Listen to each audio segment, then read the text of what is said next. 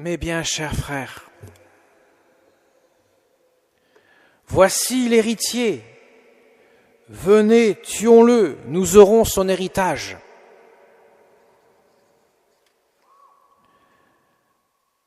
Vous avez deviné qui est l'héritier dans la parabole.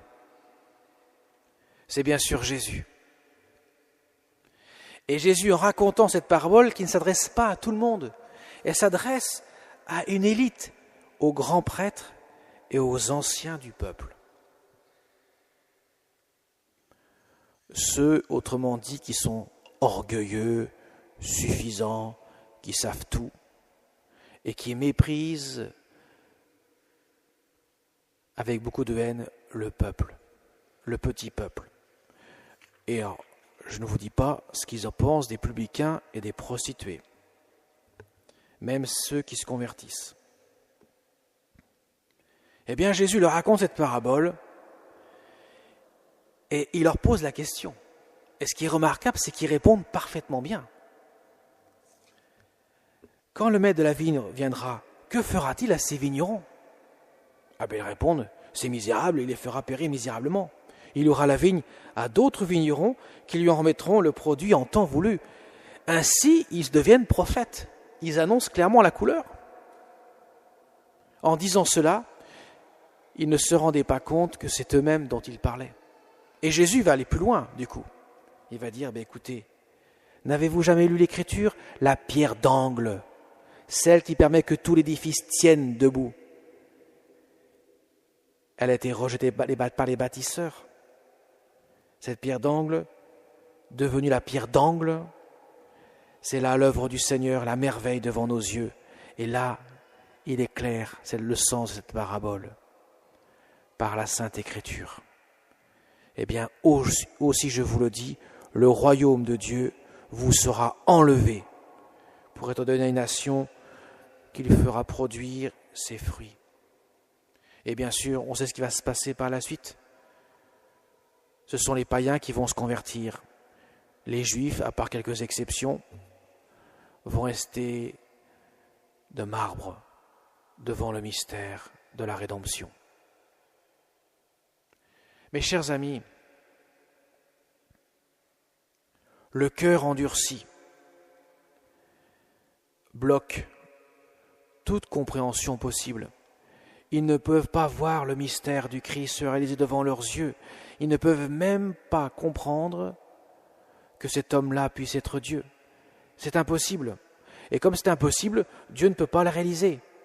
Donc par conséquent, tout ce qu'il pourra dire et faire relèvera de l'imposture. C'est un imposteur, nous devons le mettre à mort. Il va égarer le peuple. Il est en train d'égarer le peuple loin de la loi de Moïse. Voilà ce que pensent ces gens-là. Leur cœur est fermé, ils ne peuvent rien entendre et ne peuvent rien voir. Voilà pourquoi Jésus leur dira à propos d'eux, ils ont des yeux et ne voient pas, des oreilles et n'entendent pas. Le petit peuple, son cœur s'ouvre à la grâce. Il est comme la Vierge Marie. Il accueille le mystère. Il voit se réaliser ce que Dieu seul peut réaliser. Il voit les Saintes Écritures s'accomplir devant eux. Ils ne peuvent douter.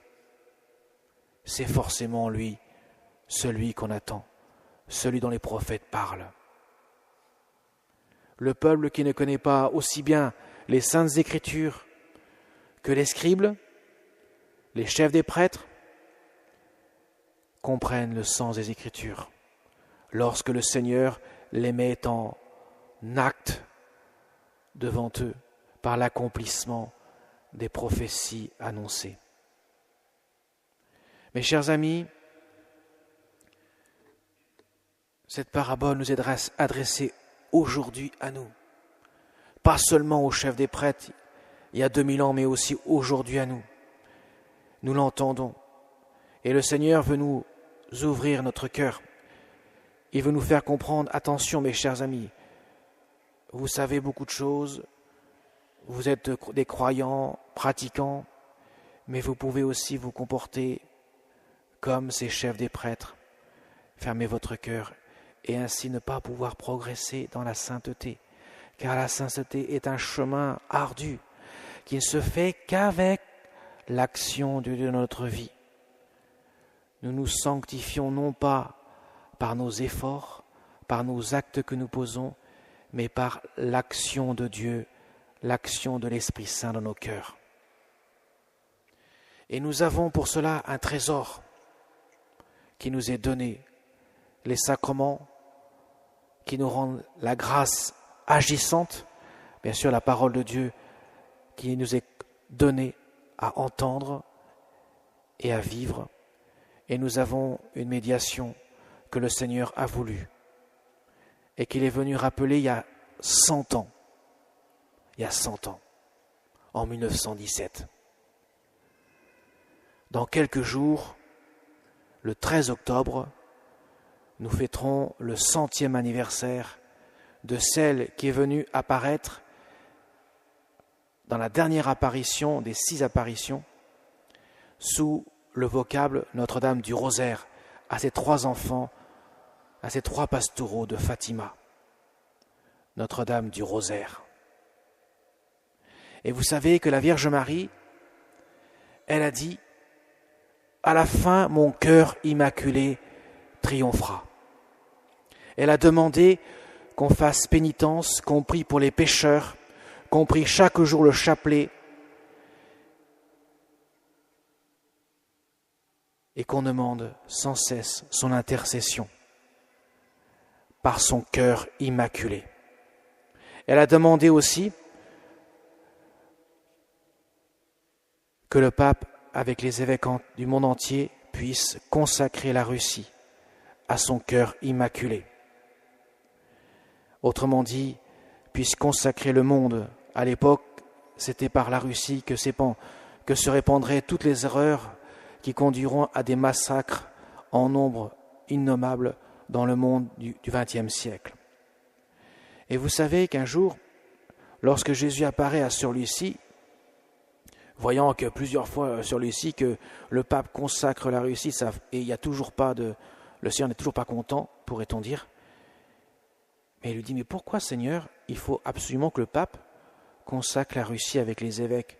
Pourquoi vous ne pouvez pas le faire, la convertir immédiatement comme ça? Et Jésus lui répond, et là c'est essentiel sa réponse. Je veux que mon Église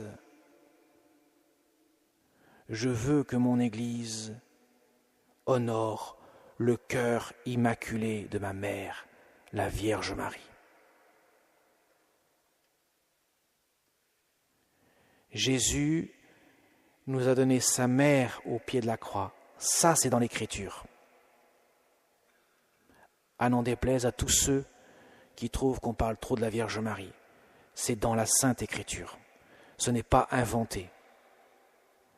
Le cœur immaculé de Marie, qui nous est donné de contempler, qui nous est donné de prier, est ce qu'a voulu le bon Dieu pour que nous puissions contempler son cœur sacré, que nous puissions contempler ses mystères. Pourquoi Marie s'est présentée sous le vocable de Notre-Dame du Rosaire, comme nous l'avons d'ailleurs dans l'Église. Vous pourrez regarder devant le Saint-Sacrement, la Sainte Vierge qui est dessus, c'est Notre-Dame du Rosaire. Pourquoi ? Parce que le Seigneur veut que nous puissions contempler avec ce cœur qui n'a jamais été touché par le péché originel et le péché personnel. Son cœur est d'une transparence, d'une limpidité qu'elle a pu voir de l'intérieur, autant qu'une personne humaine puisse le voir de ses yeux de foi, les mystères du Seigneur qui se déroulaient devant elle. Jésus veut que l'on puisse ainsi demander à la Sainte Vierge que nous puissions entrer en quelque sorte dans son cœur immaculé pour contempler les mystères de la vie du Seigneur. Voilà pourquoi Jésus a voulu cela. Parce que ce cœur que saint Luc dont nous parle sans cesse dans l'Évangile, Marie, le peu de fois qu'on entend parler d'elle, on entend parler qu'elle est toujours en train de contempler, de méditer les mystères de la vie du Christ. Elle voit ce qui se passe, mais avec un cœur pur.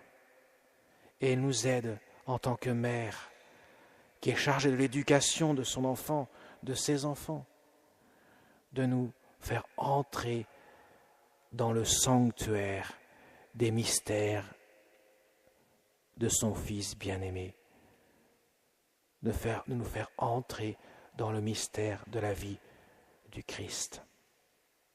Voilà pourquoi c'est si important, mes chers amis, de prier le cœur immaculé de Marie. Voilà pourquoi c'est si important de méditer les mystères de la vie du Christ avec le cœur de la Sainte Vierge.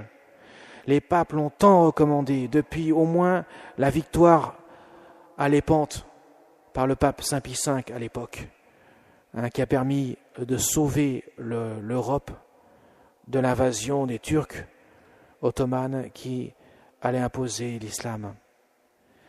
Par le rosaire, pas par les armes, par le rosaire.